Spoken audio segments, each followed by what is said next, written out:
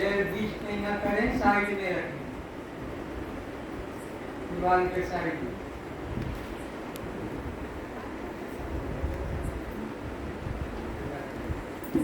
जिन लोगों ने एडमिशन लिया है उनको भी कार्ड दिया जाएगा और वो कार्ड को शिवोहम कार्ड करेंगे। यहाँ पे सुनकर पकड़ लोगे तो तुम्हारा कल्याण हो जाएगा, जैसे रामकृष्ण का कल्याण। तो जीव के साथ में 3 कर्म है। संचित कर्म नोट करेंगे, प्रारब्ध कर्म और क्रियमाण कर्म। ये 3 कर्म जीव को 84 में भटकाते चले आ रहे हैं। संचित कर्म जो जन्मों जन्मों से करते चले आ रहे हैं, खर्च नहीं हुआ, कर्म करके कमा कमा के रख दिया, अभी खर्च नहीं हुआ, उन कर्मों को संचित बैंक में रुपया जैसे जमा कर देते हैं। जितना निकालोगे उतना उसमें से कम होगा। तो इस तरह से संचित कर्म जन्मों जन्मों से संग्रह करते आ रहे हैं। पृथ्वी के मिट्टी के कण गिन सकते हो, पृथ्वी के, लेकिन जीव के संचित कर्मों को गिना नहीं जा सकता, क्योंकि जीव कोई एक बार जन्म नहीं लिया। ऐसे कितने रामकृष्ण इसके सामने आकर चले गए, लेकिन ज्ञान जिन्होंने पाया वे मुक्त हो गए, और जिन्होंने ज्ञान नहीं पाया तो इसी सृष्टि चक्र में भ्रम करते जा रहे हैं, भ्रमण करते जा रहे हैं। तो संचित कर्म उन कर्मों को कहते हैं जो हमने कर्म फल भोग की आशा से किया था, पर अभी उसका फल भोगा, तो उन कर्मों को संचित कर्म कहते हैं। उन कर्मों में से जब हम भोगने के लिए निकाल लेते हैं, भोगने को हम ले आते हैं, बैंक में से रुपया निकाल लिया, जमा में से उतना कम हो जाता है, और फिर उन रुपयों को हम अपने मन के अनुसार खर्च करते हैं। तो उन कर्मों को प्रारब्ध कर्म कहते हैं। प्रारब्ध कर्म उन कर्मों को कहते हैं जो हमने पहले जन्मों में कर्म किया था, किंतु फल भोगा नहीं था। अब जिनका फल भोगने को मिल रहा है उसको प्रारब्ध कर्म कहते हैं। तो ये प्रारब्ध कर्म भी 3 प्रकार के होते हैं: शुद्ध कर्म, मिश्रित कर्म और अशुद्ध कर्म। 3 प्रकार के कर्म जीव यहाँ पर आकर करता है, और उन कर्मों का फिर फल अगले अगले जन्मों में भोगने को मिलता है। तो प्रारब्ध कर्म कठिन जग माही, बिना भोग यह छूटत नाही। जो कर्म तुमने पिछले जन्म में किसी के साथ किया है, प्यार का कि दुश्मनी का कि राग द्वेष का, ऊंच नीच का, पहले जन्म में जो कर्म तुमने जिनके प्रति किया, इस जन्म में वो कर्म अब तुमको भोगना पड़ेगा। बिना भोगे प्रारब्ध कभी छूटता नहीं। प्रारब्ध कर्म कठिन जग माही, बिना भोग यह छूटत नहीं। जिन जिनको तुमने सुखी किया है या दुखी किया है, सताया है, मारा है, हत्याएं की है, दुराचार किया है, चोरी ठगी जिन जिन की पहले की है, इस जन्म में अब वो अपने बदला लेने के लिए प्रस्तुत हैं। बेटा बन के भी बदला लेगा, बाप बन के भी बदला लेगा, पत्नी बन के भी को बदला लेगा, पड़ोसी बनकर भी बदला लेगा। कर्म का फल तो चुकाना ही पड़ेगा। बिना चुकाए कोई राजा, रंक, स्त्री, पुरुष, गरीब, अमीर बच नहीं सकता। तो इस तरह से विचार करना होगा कि जीव के साथ में 3 कर्म। आज उन्हीं कर्मों की हम यहाँ पर चर्चा करने जा रहे हैं, उन्हीं से छूटने का रास्ता निकालेंगे।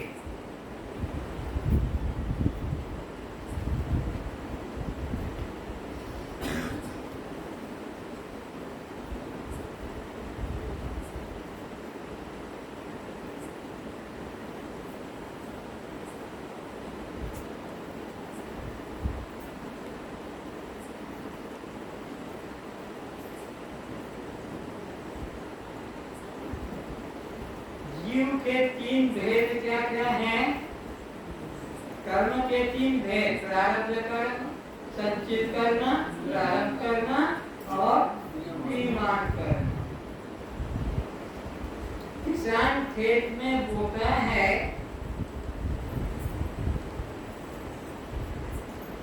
जो बोता है वही फसल काटता है कि कोई दूसरी? किसान चाषी खेत में जो बोता है वही काटने को मिलता है कि दूसरा? बोलो। तो इस जीवन में आपको कौन सा कर्म भोगने को, काटने को मिलेगा? जो कर्म को तुमने पहले जन्म में बोलो कर चुके हैं किसी के प्रति। जो कर्म तुम दूसरों के प्रति करते आए हो, वही कर्म अब फसल बनकर खरीद होकर तुम्हें भोगने को मिलेगा, उसे कोई रोक नहीं सकता।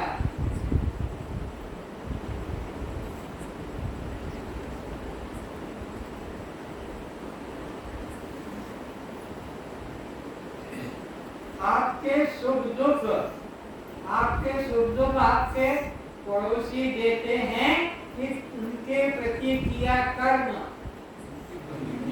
उनके प्रति किया कर्म उनसे तुम्हें भोगने को मिलेगा। उनके तरफ से नहीं, उनके प्रति तुमने जो किया है। जो जैसा करई सो तस् फल चाखा। रामायण में यह राम कहते हैं कि जो जो कर्म जैसा किया है उसका अब वैसा ही फल भोगना पड़ेगा। तो आपको सुख दुख आपके घर वाले देते हैं कि पड़ोसी देते हैं? उत्तर दो जल्दी। हमारे किए कर्म उनके माध्यम से, पिता माता के, मित्र के, पत्नी के, पड़ोसी के, कोई हमें दुख नहीं देता। हमारा बोया हुआ हमको काटने को मिलता है। जो हमने दूसरों को पहले जन्म में सताया है वही हमको मिलता है।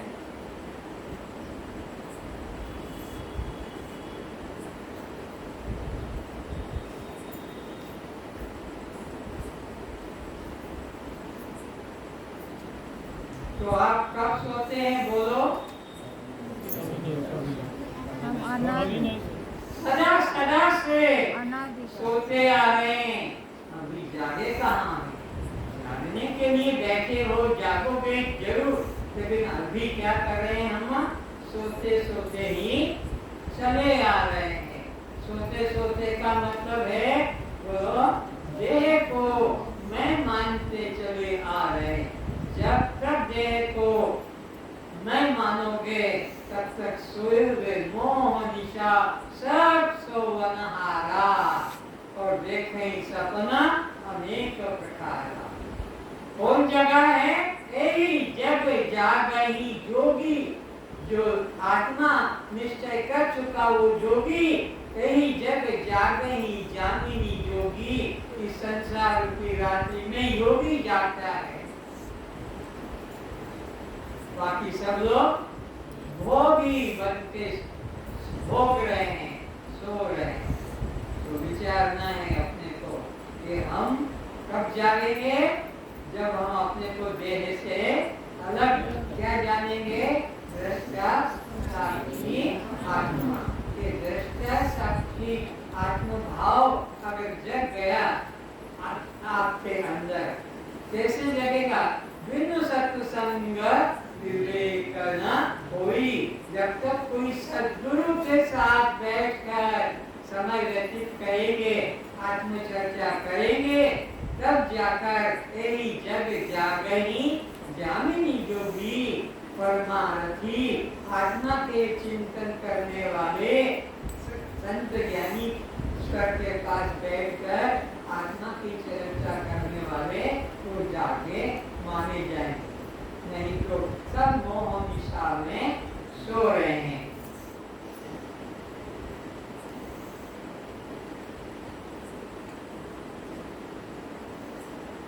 आप अनादि से आज तक कभी नहीं जागे, इसका क्या प्रमाण है?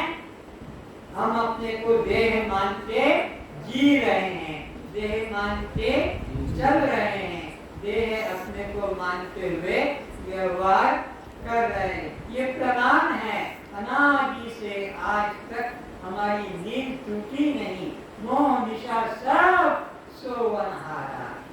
लेकिन जब कोई संत मिल जाएगा उसके साथ में आत्मा का निश्चय जगेगा, यही जग जागही जामिनी जोगी परमारथी प्रपंच वियोगी। ये प्रपंच संसार से मनुष्य का हट जाएगा, इस प्रपंच संसार से वैराग्य आ जाएगा और अपने आत्मा में अनुराग प्रेम जग जाएगा। ये जागे हुए का लक्षण है। तो आप आत्मा है कि अनात्मा है? बोलो।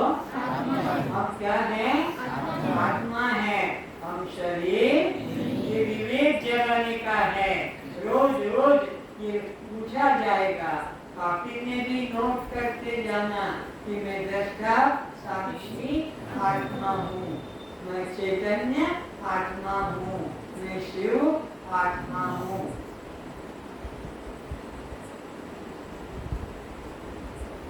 तो आप शिव है कि शव हैं? हम कौन हैं? आपको घर वाले जलाते हैं कि आपके शव को?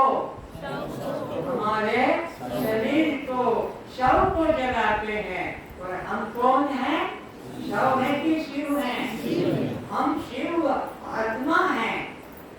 शिव आत्मा के लक्षण क्या है? शस्त्र से, अग्नि से, पानी से, पवन से, ये किसके लक्षण हैं? आत्मा के, शिव के। तो घर वालों ने आज तक शिव को जलाया मरने पर कि शव को? शव को। शिव तो कभी मरता नहीं, वो तो आत्मा है।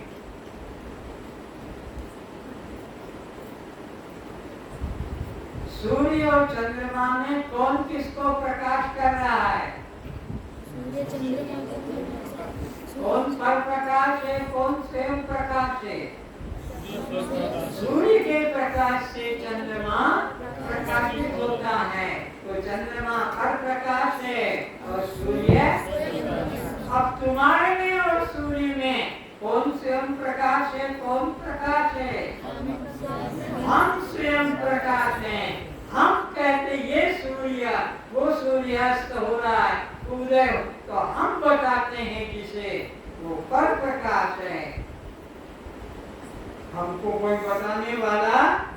हम स्वयं आत्मा ब्रह्म है, इतना पक्का करो।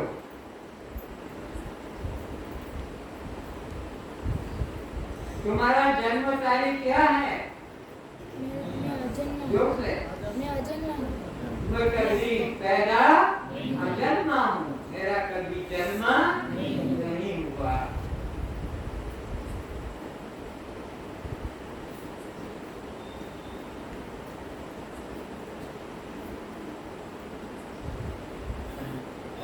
परमात्मा शरीर कब धारण करता है? बोलो पीछे में। शरीर साकार कब धारण करता है?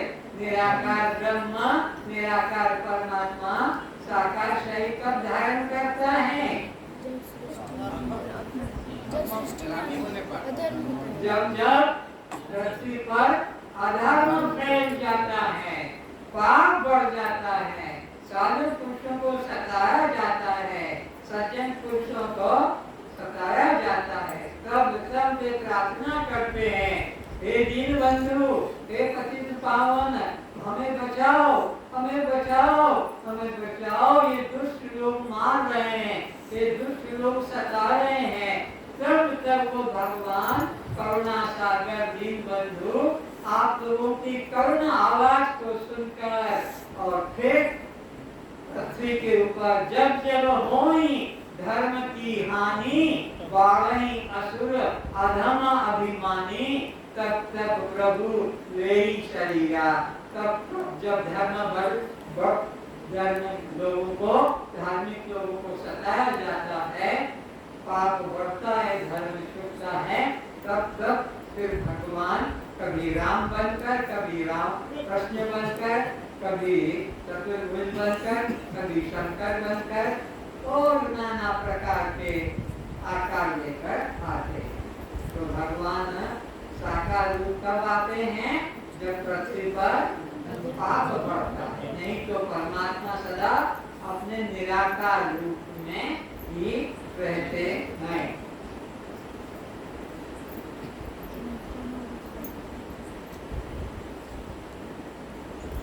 तो 84 लाख योनियों में जीव को भटकना पड़ता है कि शरीर को?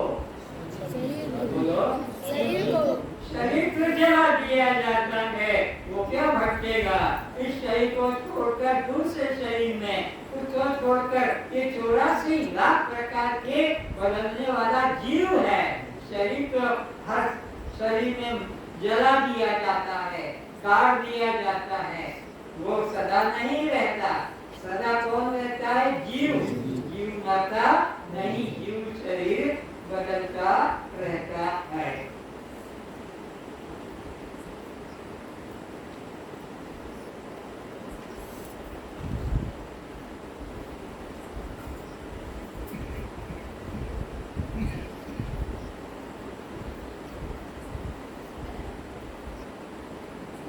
नोट करें, जीव में 3 तरह के दोष होते हैं: मल, विक्षेप, आवरण। जीव में 3 प्रकार के दोष होते हैं: मल, विक्षेप, आवरण।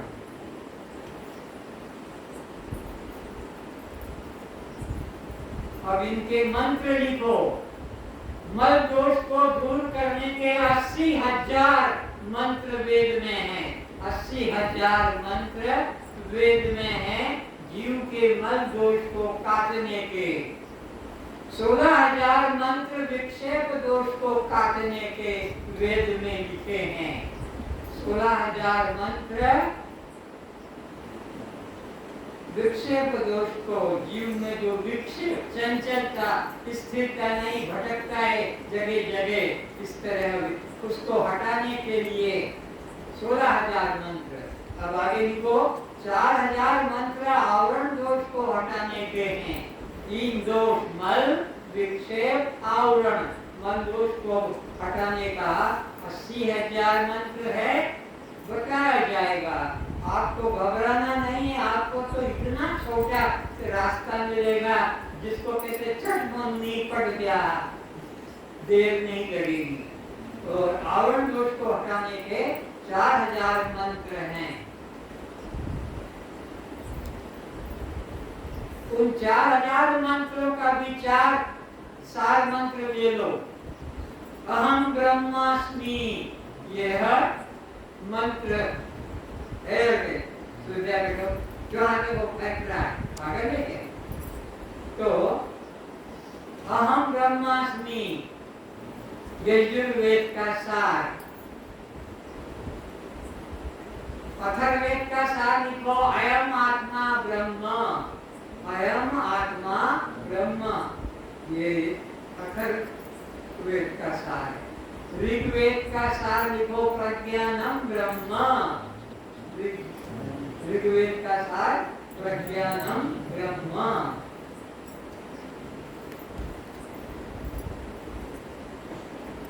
अहम ब्रह्मास्मि का अर्थ भी लिख लो, मैं ब्रह्म हूँ। पहला मंत्र 80,000 दोषों को हटाने का जो मंत्र बताया था, उसमें क्या है? अहम ब्रह्मास्मि, मैं ब्रह्म हूँ। दूसरा 16,000 मंत्र के लिए बताया था, विक्षेप दोष को हटाने के लिए, अयम आत्मा ब्रह्म, यह आत्मा ब्रह्म है। अयम आत्मा ब्रह्म।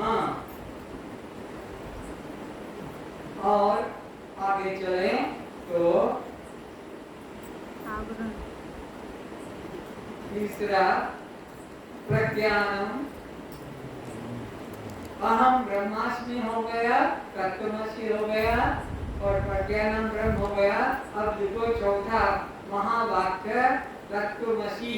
तत्त्वमसि ये चौथा ये 4 महावाक्य कहलाते हैं। लिखने में कृपणता मत करना। ये सारी बातें जो यहाँ मिलेगी फिर भटकते रहो किसी के पास, फिर ये साफ साफ नहीं मिलेगी। तो एक महावाक्य पहला क्या लिखा, अहम ब्रह्मास्मि, जिसका अर्थ है मैं ब्रह्म हूँ। दूसरा महावाक्य क्या लिखा, अयम आत्मा ब्रह्म, जिसका अर्थ है यह आत्मा ही, यह मैं आत्मा ही ब्रह्म हूँ। ये भी वही बात कह रहा है, पहले वाले महावाक्य ने जो कहा दूसरे महावाक्य ने भी वही कहा। तीसरा महावाक्य भी यही कहता है, प्रज्ञानम ब्रह्म, ये ज्ञान स्वरूप साक्षी आत्मा ब्रह्म है, यह ज्ञान स्वरूप साक्षी आत्मा ब्रह्म है। और चौथा महावाक्य लिखो, तत्वमसि, सामवेद का यह मंत्र है, तत्वमसि, अर्थात गुरु कहता है, उपदेशात्मक वाक्य है, गुरु का उपदेश है। वह तू ही है जिस ब्रह्म को खोजने मेरे पास आया, जिस ब्रह्म को तीर्थ मंदिर में ढूंढ रहा था, जिस मंदिर के लिए, परमात्मा के लिए जो पूजा पाठ करता था, वो तू ही है, वो कोई अन्य नहीं है। अब महावाक्य किसे कहते हैं, नोट करो। जिन वाक्यों के द्वारा जीव और ब्रह्म की, जिन वाक्यों के द्वारा जीव और ब्रह्म की, जिन वाक्यों के द्वारा जीव और ब्रह्म की एकता का ज्ञान होता है, एकता की शिक्षा मिलती है, एकता का बोध होता है, ऐसे वाक्यों को महावाक्य कहते हैं। जिन वाक्यों के द्वारा जीव ब्रह्म की एकता का ज्ञान होता है, ऐसे वाक्यों को महावाक्य कहते हैं। इसको पीछे ले जाओ, पीछे बिठा दो।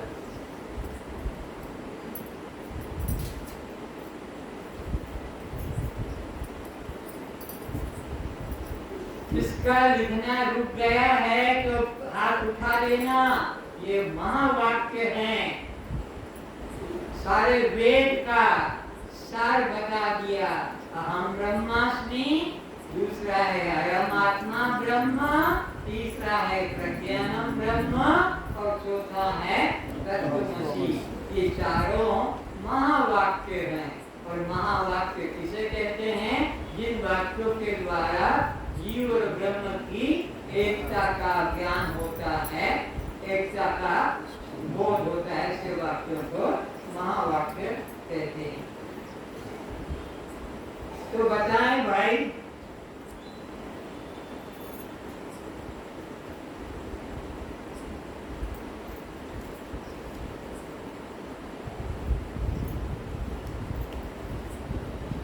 मैं जड़ हूं या चेतन? तो चेतन किसे कहते हैं, फिर पहचान भी होना चाहिए। जड़ की तो पहचान है, ना अपने को जानता है ना दूसरे को, ये सब जड़ हैं, ये सब जड़ हैं, ये सब जड़ हैं, अपने को भी नहीं जाने और दूसरे। चेतन किसे कहते हैं, जो सबको जानता है, खुद को भी जानता है और दूसरे को भी जानता है। तो चेतन आत्मा को कहते हैं कि अनात्मा को? चेतन आत्मा। तो फिर आत्मा में और ब्रह्म में क्या भेद है? भेद की बात आती है तो आत्मा परमात्मा में कोई भेद, आत्मा और परमात्मा एक ही तत्व के। जैसे बर्फ और जल, जल और तरंग, लहर एक ही है। घट के अंदर रहने वाला आकाश और बड़े मकान में रहने वाला आकाश, आकाश आकाश अलग नहीं।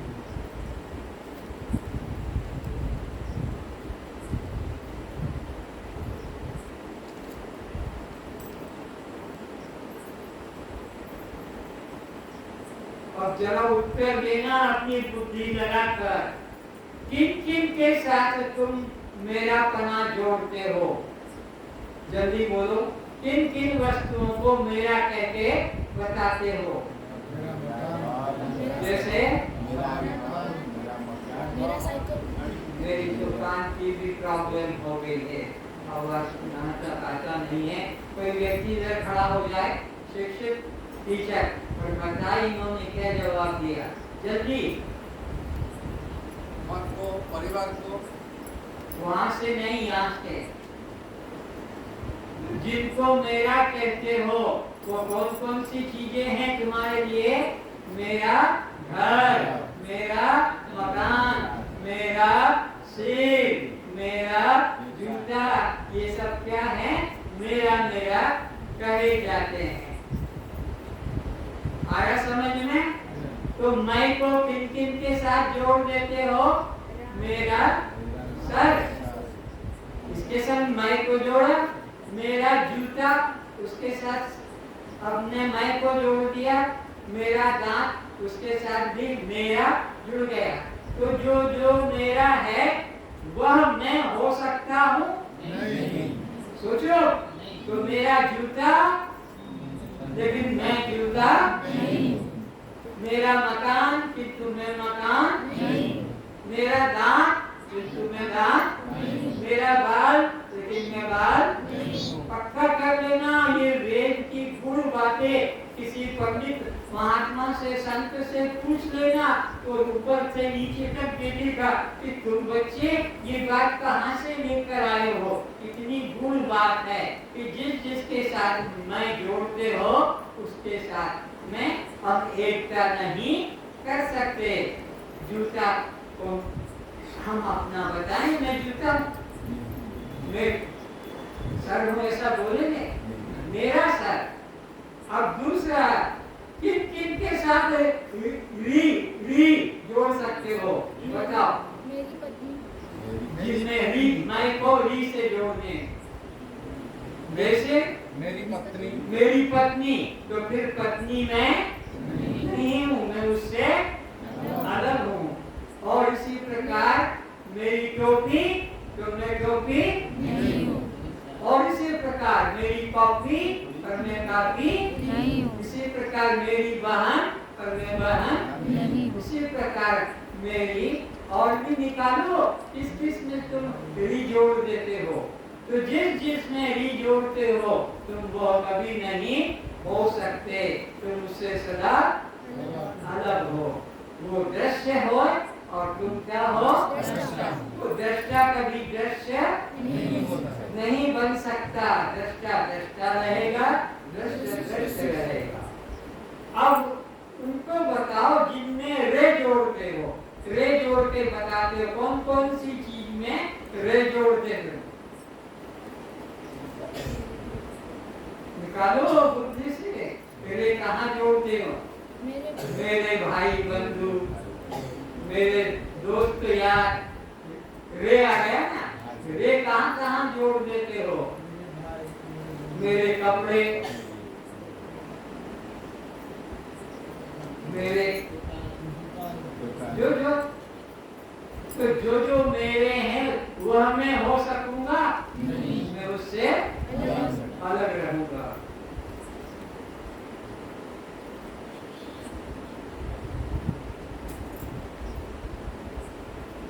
तो बस आप जड़ हैं, दृश्य हैं, अनात्मा हैं, आत्मा है, शव हैं, शिव है, पर प्रकाश हैं, स्वयं प्रकाश है, बद्ध हैं। मुक्त है, तो फिर जन्म मरण किसका? शरीर का, सुख दुख किसको? मन को। भूख प्यास किसको? प्राण को। प्राण को। और बंधन जीव है।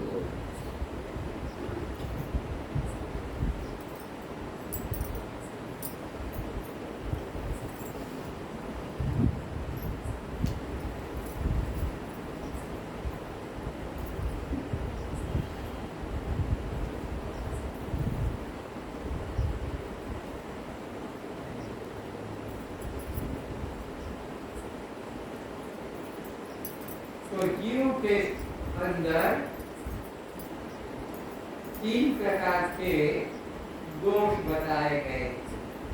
कौन कौन से बताए थे, दिखाया है? मल दोष, विक्षेप दोष, विक्षेप दोष, आवरण दोष, और आवरण आवरण दोष। मल दोष किसे कहते हैं?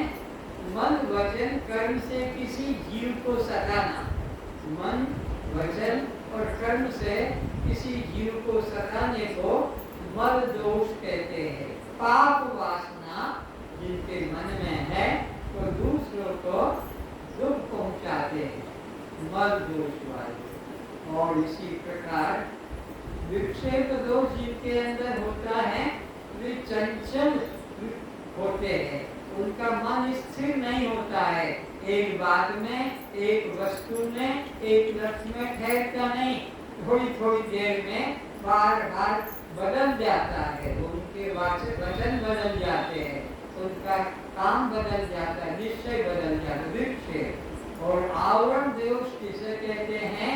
अपने को देह मानना और परमात्मा को दूर मंदिर में, तीर्थ में मानना। परमात्मा अपने से अलग है, ये आवरण दोष है बुद्धि का। जैसे अंधेरे में दीप साफ नहीं दिखती है तो बुद्धि में आवरण आ जाता है, इसलिए परमात्मा मंदिर में, तीर्थ में, कहीं दूर नदी के उस पार ऐसे प्रतीत होता है। लेकिन जब गुरु के द्वारा ज्ञान मिल जाएगा, कितने मंत्रों का? 4000 मंत्रों का, तो अपने में ब्रह्म का अनुभव। 80,000 का मंत्र किसके लिए है? कर्म दोष को दूर करने के लिए। 16,000 मंत्र किसके लिए है? विक्षेप दोष को दूर करने के लिए। और 4000 मंत्र हैं किसके लिए? आवरण दोष को। ऐसे टोटल मिलकर 1,00,000 मंत्र, 80,000, 16,000 और 4,000 टोटल मिलकर 1,00,000 मंत्र जीव के कल्याण के लिए वेद में प्रतिपादित किए गए हैं। तो हमें अब मल दोष को दूर करने के लिए निष्काम कर्म करना चाहिए। लोगों को कर्म से सहायता पहुंचाओ, लेकिन उनका ठगी मत करो, चोरी मत करो, हत्या मत करो, उनके साथ में मांस मछली आदि का सेवन कभी मत करो। विक्षेप मल दोष को हटाने के लिए वेद में 80,000 मंत्र का प्रतिपादन किया। तो कर्म भी करते हैं तो 2 प्रकार के करते हैं, सकाम कर्म और निष्काम कर्म। तो सकाम कर्म का मतलब है फल की आशा से, मैं परीक्षा में पास हो जाऊं, सरस्वती को, हनुमान को भोग लगाऊंगा। सकाम कर्म न करके निष्काम, परमात्मा को प्रसन्न करने के लिए कर्म करो, लेकिन फल पाने के लिए कभी इच्छा मत करो। फल तो वो अपने आप देगा, तुम बोओगे तो वो गच्छ में फल तो अपने आप लगेंगे, उसके लिए मांगना नहीं पड़ेगा।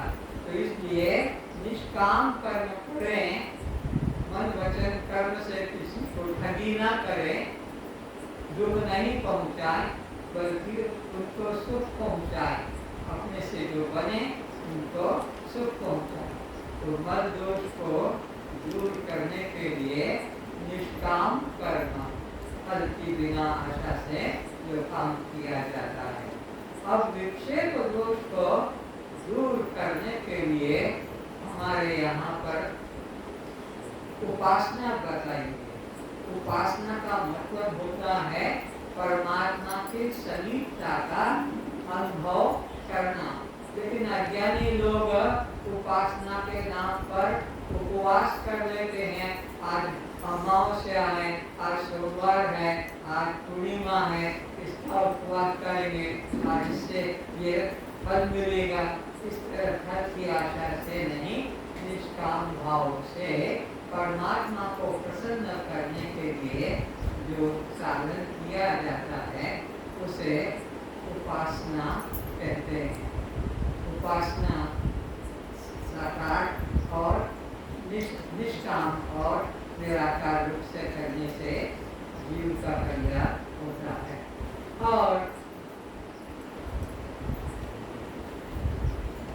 आचरण दोष को दूर करने के लिए वेदों के मंत्रों का उपयोग होता है, जो आपको बताया सार अहम ब्रह्मास्मि, तत्त्वमसि, परमात्मा ब्रह्म, प्रज्ञानम ब्रह्म। ये महावाक्य तो अभी आपके काम नहीं आएंगे, इसको तो हम आगे जान पाएंगे।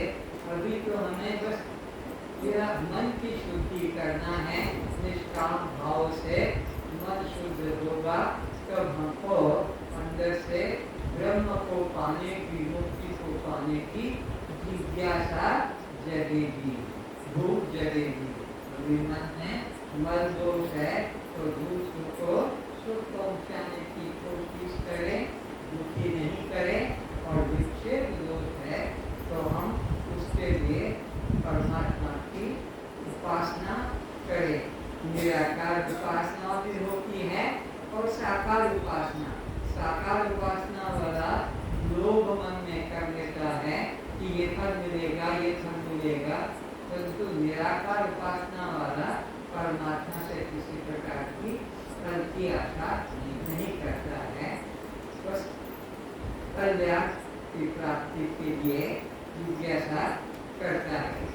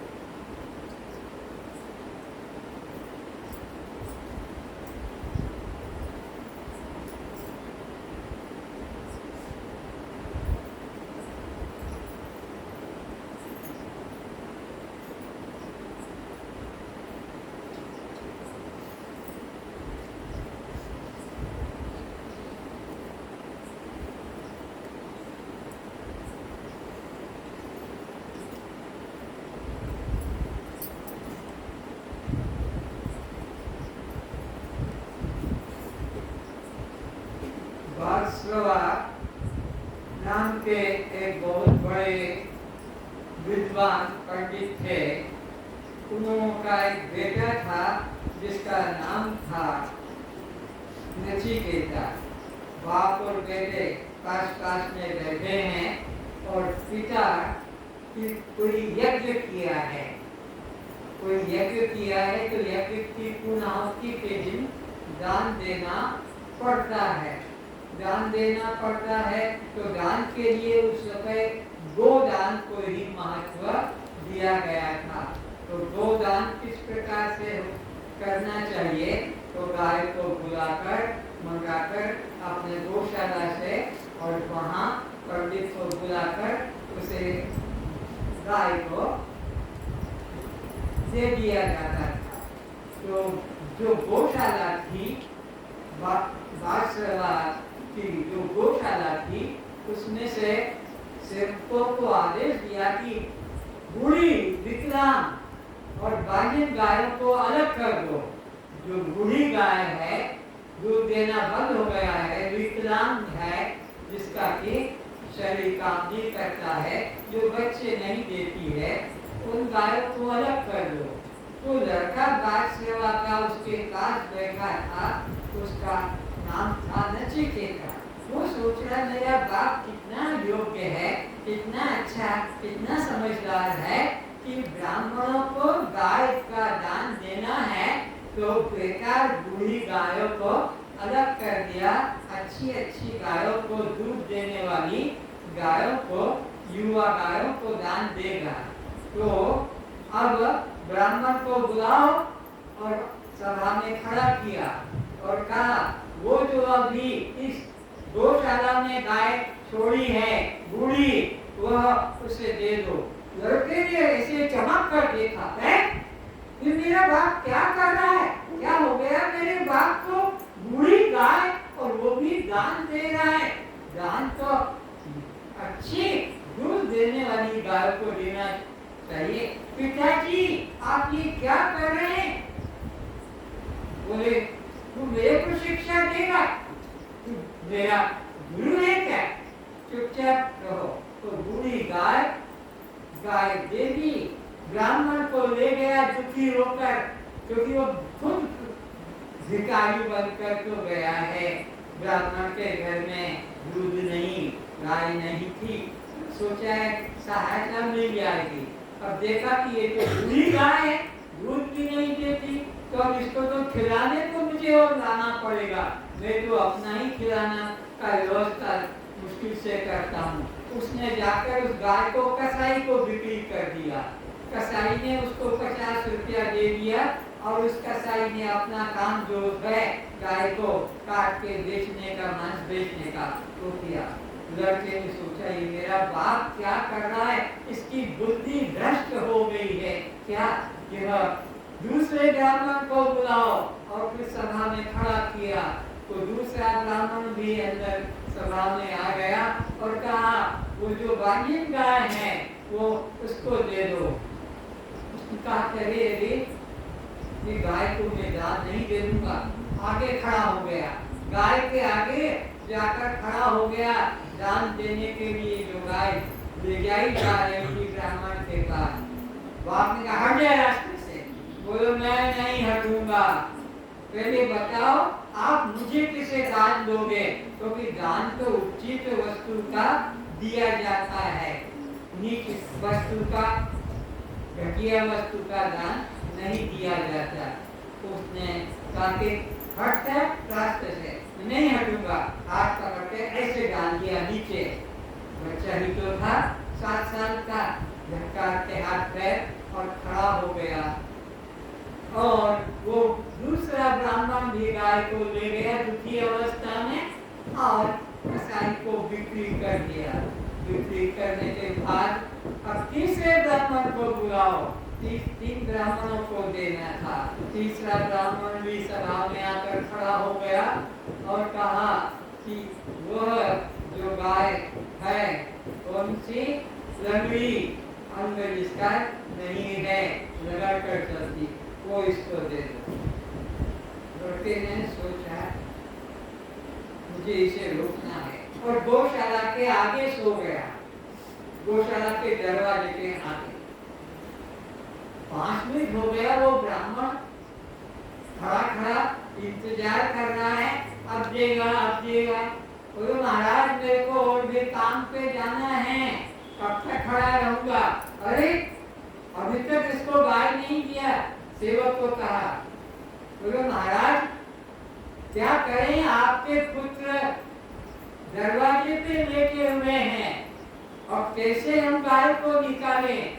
अच्छा उसने इतनी हिम्मत की, उतर कर गया बासरवा, अरे हट रास्ते से, हट रास्ते से। बोलो मैं नहीं हटूंगा। लेट गया, नहीं हटेगा, नहीं हटूंगा। देख अच्छा है तू बात मेरी मान ले, मैं नहीं मानूंगा, फिर तू जो कहेगा वो कर दूंगा, पर अभी तू गाय को निकल ले दे। बोलो मैं किसको दिया जाऊंगा बताओ, मैं भी तो आपकी कौन संतान हूँ। तो बोले मैं वो बाद में बताऊंगा, अभी तू हट जा इस रास्ते से। लड़के ने कहा मैं नहीं हटूंगा। बाप ने उसको अपने हाथ से खींचकर अलग फेंक दिया और गाय को दे दिया। कसाई को उसने भी बिक्री कर दिया। 3 गायें। आज ये पुण्य कर्म का फल, दान देना का जो नियम है कि कोई पुण्य कर्म करते हो, सत्कर्म करते हो तो पूर्णाहुति के दिन दान देना चाहिए। तो दान में ये 3 गायों का क्या दान दिया है कि वो कसाई के घर पहुंच गई है। अब लड़का बहुत दुखी, आंखों से आंसू गिर रहे हैं और बाप से कहता है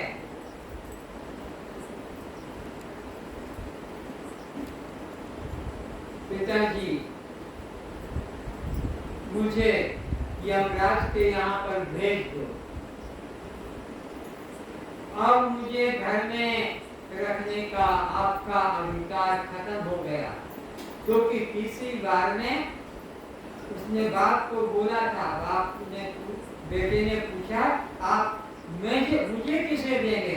तो बोली मैं तुझे यमदूत को दे दूंगा, यमराज को दे दूंगा। गुस्से में कह दिया और वो लड़का आंखों से आंसू गिरा रहा है और कहा, पिताजी आप मुझे यमराज को दे दीजिए, मैं नहीं जाने दूंगा। अब लड़का कहता है, आपको घर में रखने का अधिकार खत्म हो गया, क्योंकि आपने कहा मैं तुझे यमराज को देता हूँ, तो अब मैं आपका नहीं रहा, मैं तो यमराज का हो गया। तो आप यमराज के पास जाएंगे, वहाँ मेरे बारे में आप मांग करेंगे, मेरे हाथ में कुछ नहीं है। यमराज के पास में पहुंच गया वो बालक, यमराज के घर पर पहुंचा तो घर पर यमराज नहीं थे, पत्नी थी। उसने एक आसन दिया, खाने को दिया। उसने कहा मुझे आसन नहीं चाहिए, खाने को भी नहीं चाहिए, पीने को भी नहीं चाहिए। यमराज कहाँ पर है? वो कहाँ गए मुझे पता नहीं। आपका कोई कष्ट नहीं होगा, ये कमरा खाली है, इसमें आप विश्राम कीजिए। उसने कहा मुझे विश्राम भी नहीं करना है। 3 दिन तक यमराज के द्वार पर वो 7 वर्ष का बालक नचिकेता खड़ा रहा, भूखा प्यासा, बिना विश्राम किए। और यमराज 3 दिन के बाद आए और घर में घुस गए और कहा, पत्नी ने, अरे तुम सीधे घर में कैसे आ गए? क्यों, क्या हुआ? हमारे द्वार पर 3 दिन से ब्राह्मण बालक भूखा खड़ा है, जाओ पहले उसे रक्त करो, वो क्या इच्छा लेकर आया है, इसलिए वो खड़ा है। यमराज बाहर गए, उसके चरणों में प्रणाम किया, हे ब्राह्मण देवता, मैं बाहर काम से रह गया था, इसलिए 3 दिन नहीं आया। आपने जो यहाँ मेरे द्वार पर कष्ट पाया भूखे रहकर, तो पहले तो आप भोजन करो अच्छे से, फिर मैं आपसे जो बात है करने की करूँगा। ब्राह्मण बालक 3 दिन से भूखा जो था, पहले भोजन किया, फिर बाद में चर्चा हुई कि आप क्या चाहते हो।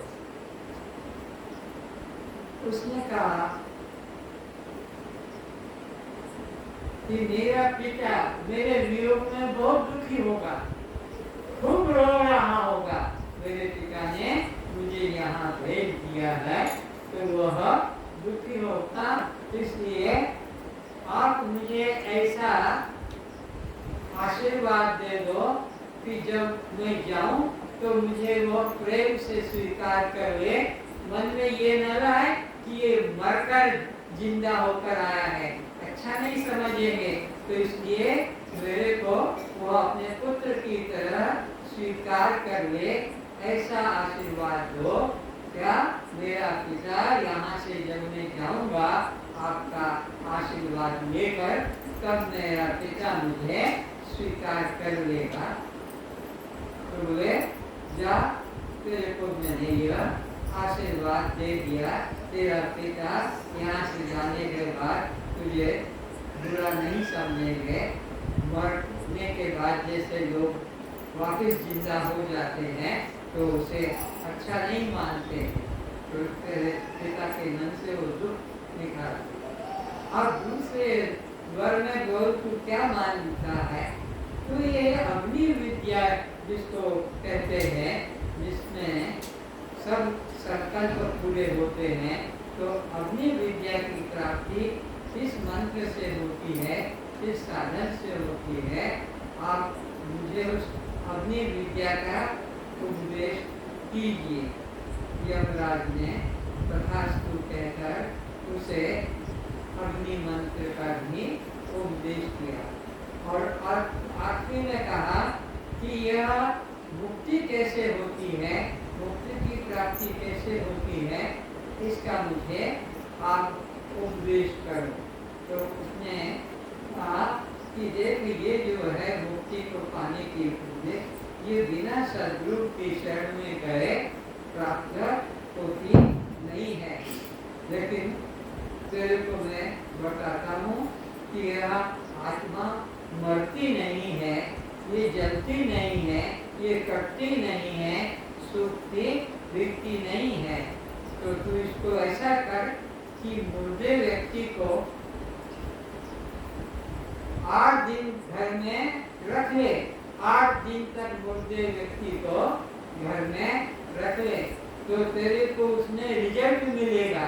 क्या मिलेगा कि वह सड़ेगा और उसमें कीड़े पड़ेंगे। तो ये कीड़े जो हैं ये आत्मा होने का प्रमाण है। आत्मा मरती नहीं, जलती नहीं, कटती नहीं, बीतती सूखती नहीं, यह आत्मा का प्रमाण है। अच्छा, और देख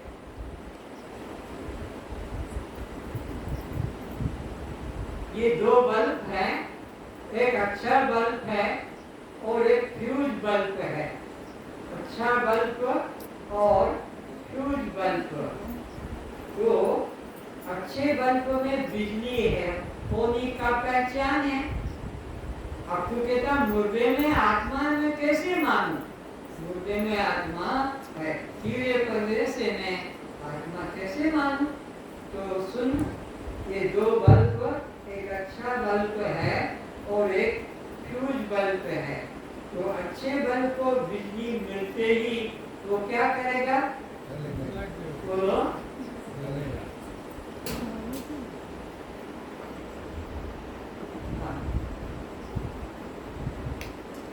तुमने इतना जल्दी क्यों किया? मेरे को तो धीरे-धीरे। ठीक, हाँ ठीक।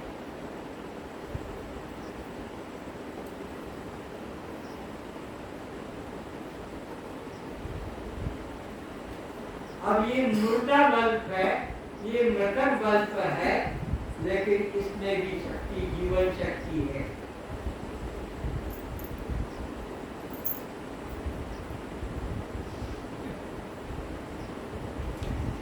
आया समझ में? हाँ, अब पता लगा कि आत्मा कभी मरती, चाहे वो बल्ब जिंदा हो कि मुर्दा हो, बिजली शक्ति वहां पहुंचती है। निगेटिव पॉजिटिव 2 पोल हैं, वहां पर वो पहुंच जाती है और उनका सर्किट कंप्लीट नहीं होता है, कंटिन्यूटी टूट जाती है। फ्यूज बल्ब से उसकी बीच की तार, पतली वाली जो वो टूट जाती है। तो जब कभी युक्ति से आप उसको धीरे से करके उन 2 को जोड़ लेते हैं, तो जैसे अभी यहाँ पर यह अच्छा बल्ब तो जल ही रहा है, बल्ब वो भी जल गया क्योंकि वो तार जुड़ गया। अब उस बल्ब को अगर हम इस प्रकार से उठा लेंगे तो बल्ब फिर वैसा का वैसा ही 2 तार अलग हो गए। अब यहाँ तो ये बल्ब जलेगा, वो भी लग गया दुनिया में।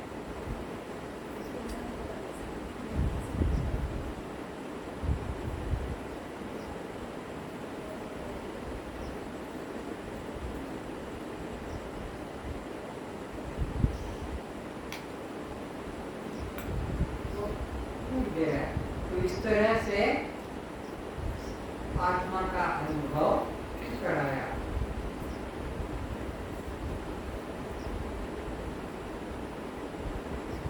यमराज उसको अब खिलौने देता है, अच्छे अच्छे खेलने के लिए उसके पास में। उसने कहा कि मुझे खिलौनों की जरूरत नहीं है, मुझे खिलौने नहीं चाहिए। महल बता दिया, महल ले ले, महल भी उसने नहीं लिया और उसने उसको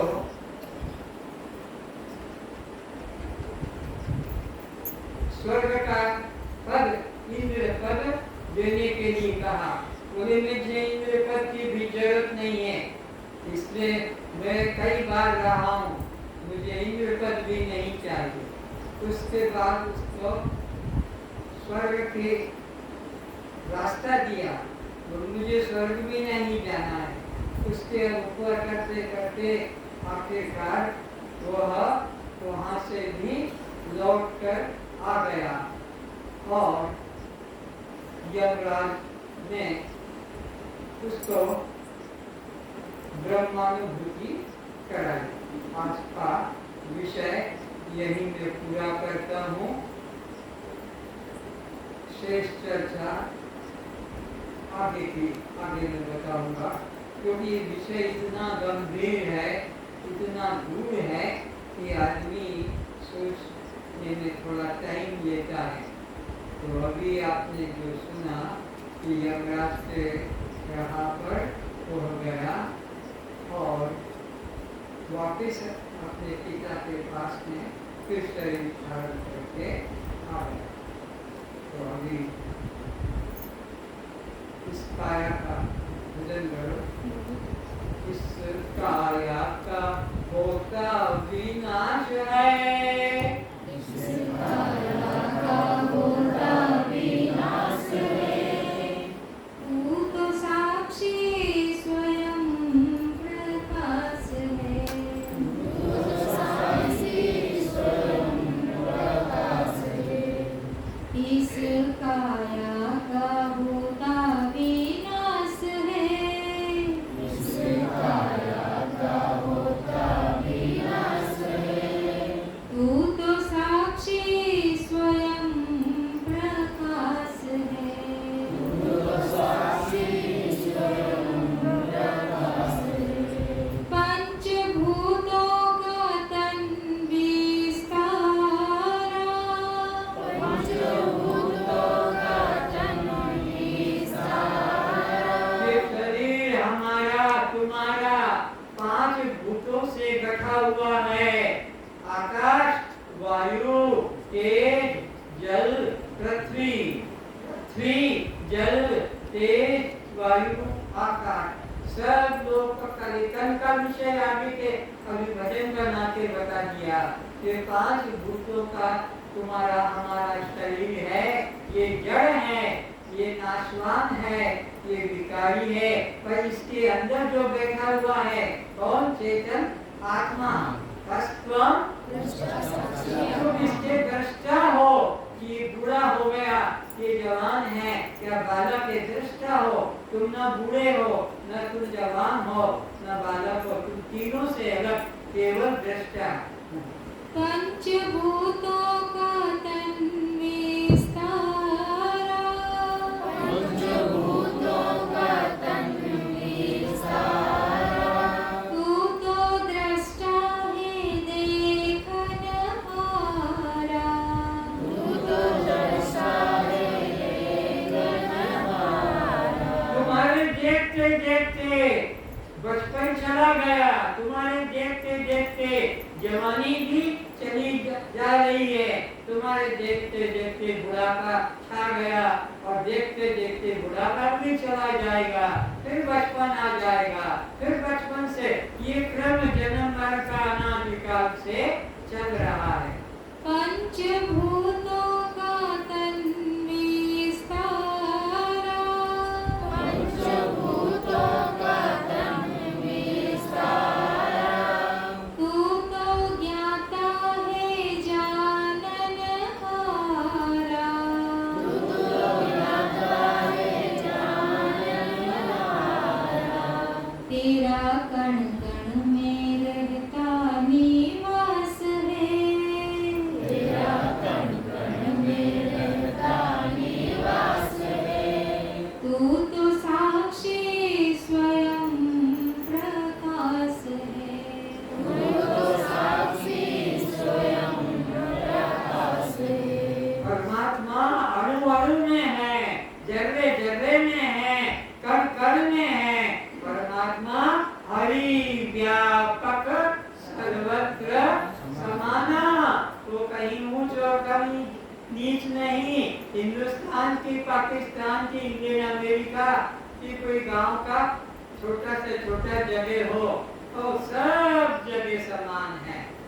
जैसे गहनों में सोना ही पाया, जैसे गहनों में सोना ही पाया। तैसे घट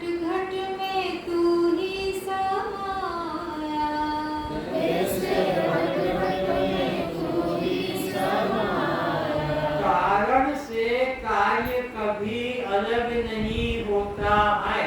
नोट करो, कारण से कार्य कभी अलग नहीं होता है, कारण ही कार्य रूप में प्रतीत होता है।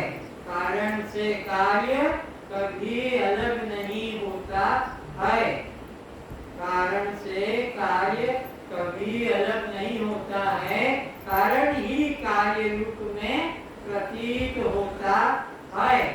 जैसे सोने के बने अलंकार, नाम रूप कुछ भी हो लेकिन सोना ही है। चांदी के बने अलंकार, नाम रूप कुछ भी हो लेकिन चांदी ही है। लोहे के बनी मशीनें, नाम कुछ भी दो वो लोहा ही है। लकड़ी से बने फर्नीचर, नाम कुछ भी दो लेकिन वो लकड़ी है।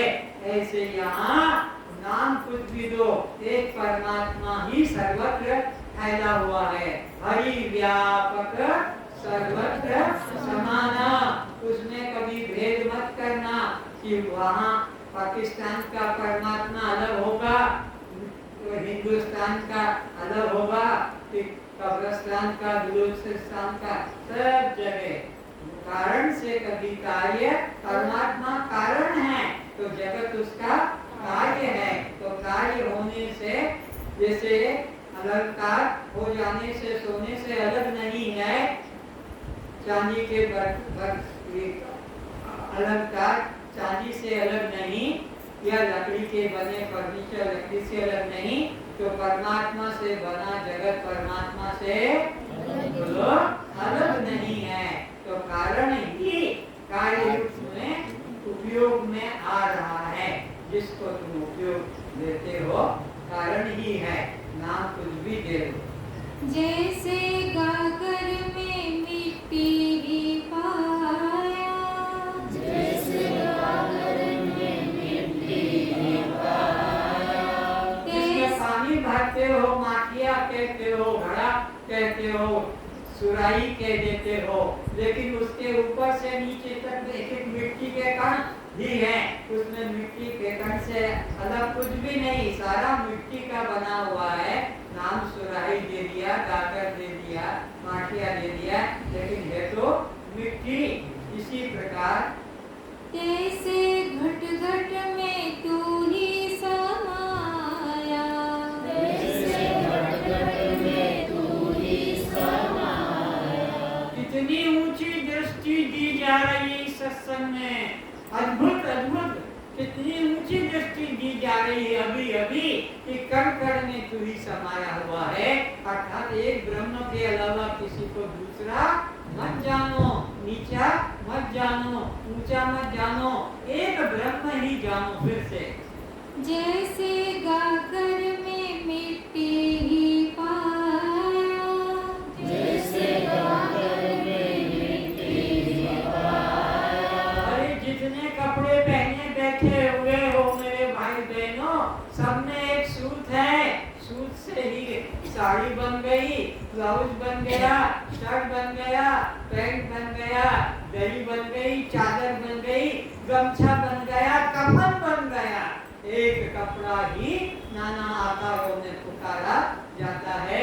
ऐसे एक परमात्मा ही सर्वव्यापी है। जैसे गागर में मिट्टी ही पाया, जैसे गागर में मिट्टी ही पाया, ऐसे घट घट में तू ही समाया, जैसे घट घट में तू ही समाया। घट घट में तुम ही समाये, में दृष्टा साक्षी आत्मा तुम घट घट में हो। शरीर शरीर, घट घट में शरीर शरीर। जैसे वो मिट्टी का घड़ा, कड़कड़ में मिट्टी है, वो सूत के कपड़े सब सूत हैं, ऐसे तुम चेतन आत्मा सब में।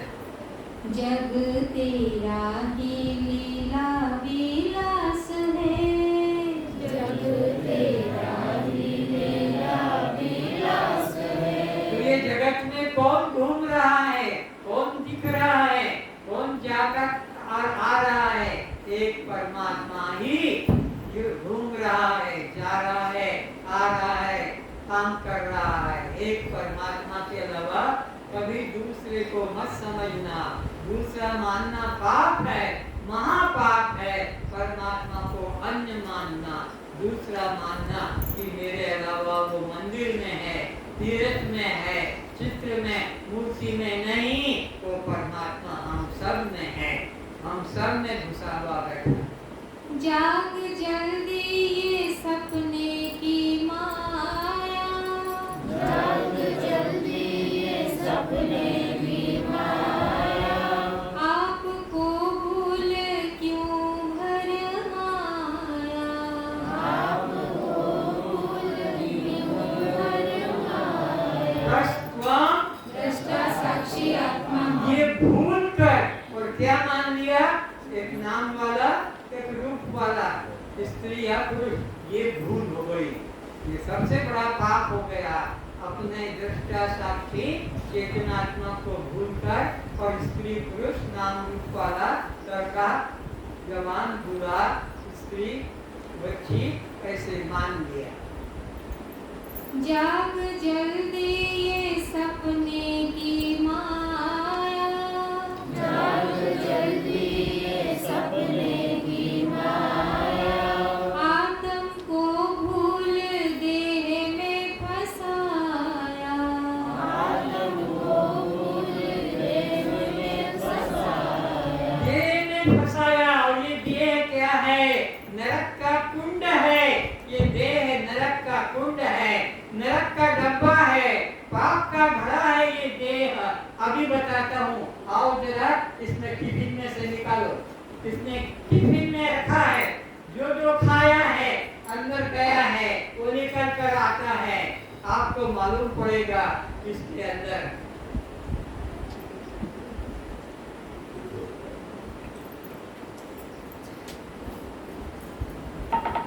देखते जाओ, मुंह में पानी मत लाना।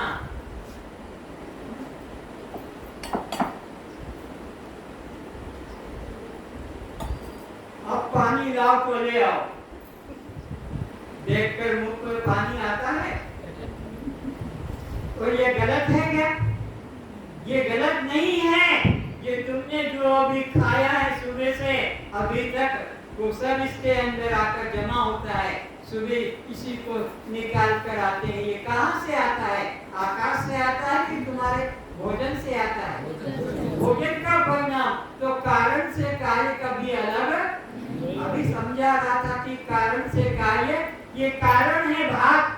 अगर भात ना होता तो ये मल बनता, तो ये भात का ही परिणाम है। यह तुमने फल खाए, ये फल का ही परिणाम है। यह तुमने मिठाई खाई, यह उसी का परिणाम है। और यह आपका मिठाई है, ये सबका वही परिणाम है। तो विचारो, ये तुम्हारा शरीर अहंकार करते हो कि मैं ब्राह्मण, मैं क्षत्रिय, मेरे को छुओ, उसको मत छुओ। अरे सब नीच है, शरीर दृष्टि से सब नीच है। भंगी जिसको गांव में मेहकर कहते हैं, यहाँ उड़ीसा में भी मेहकर कहते हैं, जो गांव के मल को उठा उठा कर ले जाता है और लोगों के, किसानों के खेतों में डालता है। किसान पैसा अतिरिक्त देते हैं कि मेरे खेत में सप्ताह भर के गांव का मल डालना, मैं तुझे 500 दूंगा, क्योंकि फिर उसको 5000 का धान पैदा हो जाता है, न फसल बढ़ जाती है।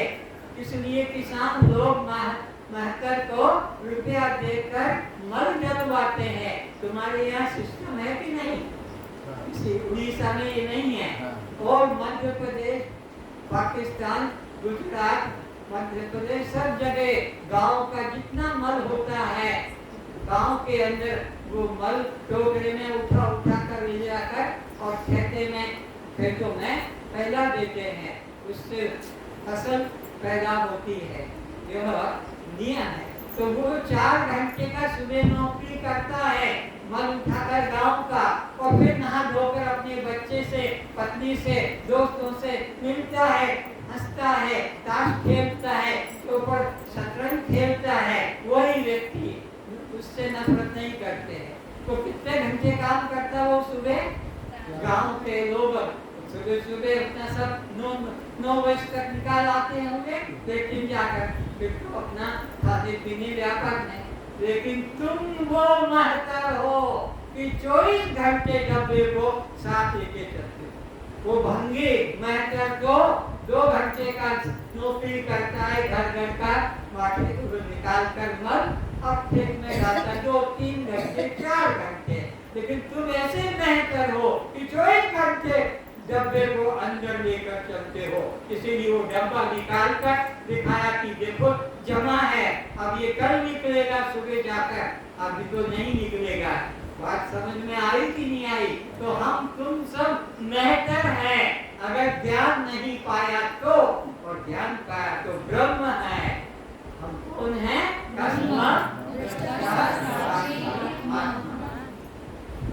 स्वामी हो के बना क्यों दास रे, स्वामी हो के बना क्यों दास रे, ब्रह्म हो के बना क्यों जीव रे, ब्रह्म हो के बना क्यों जीव रे। जीव को 84 लाख योनियों में भ्रमण करना पड़ता है, परमात्मा तो अचल सर्वव्यापक है, उसे भ्रमण करना नहीं पड़ता। तो अपने को भूल कर और तूने अपने को यह महतर बना के रखा है। महतर याद रखना, भंगी मध्य प्रदेश में भंगी कहते हैं और दूसरी जगह पर उसको महतर कहते हैं। तो महतर बने हो तुम सब अभी यहाँ बैठे बैठे, क्योंकि तुम्हारे अंदर से अगर निकाला जाए तो रसगुल्ला निकलेगा, नीचे वाले डब्बे में ठीक मल निकलेगा, मल नीचे वाले का, ऊपर में तो रसगुल्ला भी है, गोल पीठा भी है और भी सब उसमें भात भी है, गुलाब जामुन भी है, लेकिन नीचे नीचे में जो है वो सब इकट्ठा रखा है, सुबह फेंक दोगे। तो अब आगे भूल तेरी है तू ही मिटा दे, भूल तेरी है तू ही मिटा दे, पूर्ण ब्रह्म हूँ निश्चय जगा रे, पूर्ण ब्रह्म हूँ निश्चय दृष्ट्वा दृष्टा साक्षी आत्मा हम, दृष्ट्वा दृष्टा साक्षी ये निश्चय जगा। और इसको मन से निकाल दो, ये कच्ची के डब्बे को, ये मल के डब्बे को, मल के बर्तन को मन से निकाल दो। भूल तेरी है तू ही मिटा दे, भूल तेरी है तू ही मिटा दे, अहम ब्रह्म हूँ निश्चय जगा ले, अहम ब्रह्म हूँ निश्चय जगा ले, मिटे जन्म मरण की त्रास है, मिटे जन्म मरण की त्रास है, तू तो साक्षी स्वयं प्रकाश है, तू तो साक्षी स्वयं प्रकाश है, इस काया का होता विनाश है, इस काया का होता विनाश है, तू तो साक्षी स्वयं प्रकाश है, तू तो साक्षी स्वयं प्रकाश है।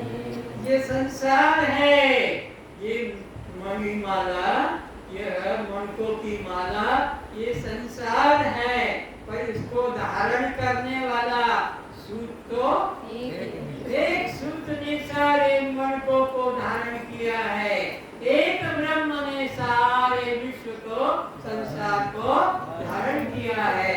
मणकों से ये माला, ये तागा जो है, तागे से ये मणके अलग हैं। किसने पकड़ के रखा है इन मणकों को? तागे ने, सूत ने। ऐसे इस संसार को किसने पकड़ के रखा है? एक परमात्मा ने। एक परमात्मा के अलावा दूसरा नहीं।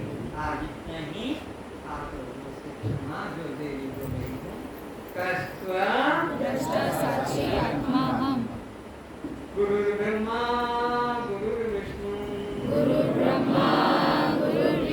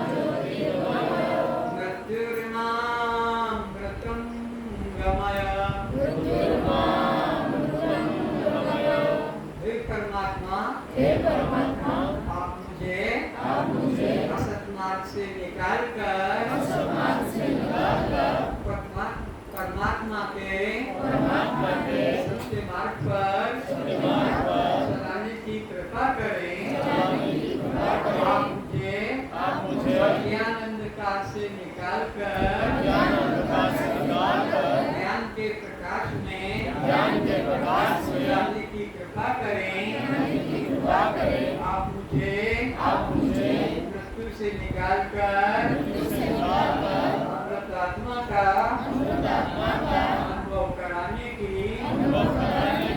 कृपा करें। जरा वो निकाल के लाना चार जल्दी से। पंडित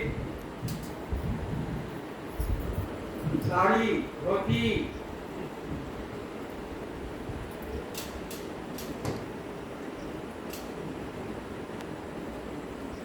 कफन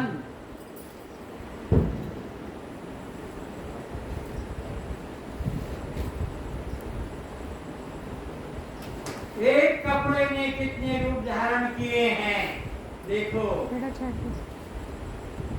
ये विलक्षण क्लास है विश्व में, विश्व की गारंटी है। विश्व में ऐसी क्लास आपको कहीं किसी गुरु के पास नहीं मिलेगी। दिखाओ इधर, तुम पीछे रहो। एक ही कपड़ा देखो, ये थाक के थाक है। कपड़ों की दुकान पर बड़े बड़े थान के बंडल हैं और वहीं से ये बन गई पगड़ी, वहीं से बन गया ये कंधे का गामछा। गमछा, और इसी को नीचे कमर में देखो, इसको बांध दिया है कमर बंद। इसको देखो, ये धोती कुर्ता बन गया यही, और ये मुर्दे के ऊपर पड़ा हुआ है ये कफन, और यह बेडशीट खड़ी। एक ही वस्तु है, नाम अलग पड़ रहे हैं। वैसे एक ही चेतन परमात्मा ये सारा संसार बना हुआ है। धन्यवाद।